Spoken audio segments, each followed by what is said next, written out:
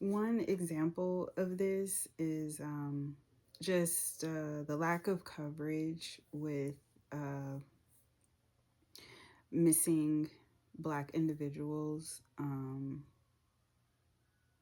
As you'll find in my paper, uh,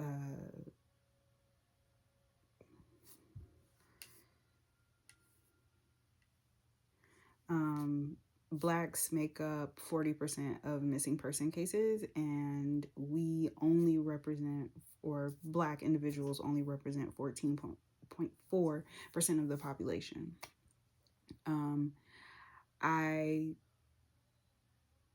I found that missing Black individuals are not covered because of basically just the lack of popularity.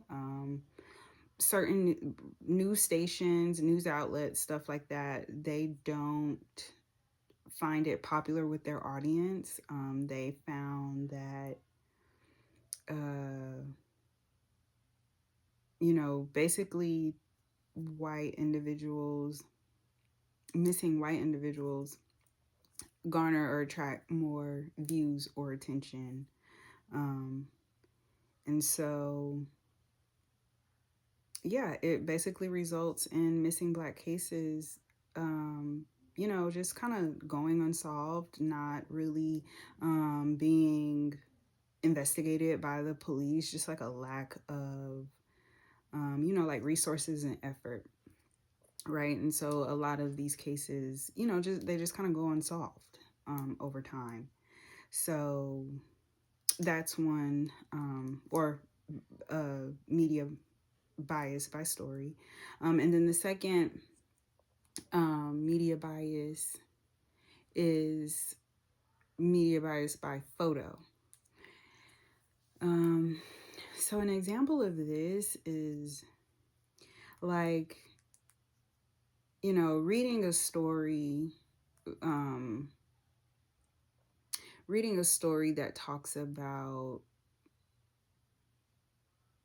um, for instance, for example, I'm sorry, for example, um, in my paper, I wrote about a story an article that talks about uh, the federal appeals court blocking uh, Trump from using a wartime law to remove um, Venezuelan gang members from the U.S. Now, in this article, the picture or their cover photo is basically of an inmate who is, covered in tattoos on his arms and everything like that. He is being escorted through the detention center. Now, there's two different ways you could look at this. So, one way would be maybe the articles or the media outlet is trying to get the readers or the audience to feel like empathy as far as like they want them to see the harsh realities of like uh these individuals being put in detention centers, and maybe they want you to feel like it's not right that he's able to do this, or President Trump is able to do this. um and they're just kind of trying to get this trying to get you, maybe influence you that uh Trump should not be able to just that the administration should not be able to just remove people, or alleged Venezuelan gang members. um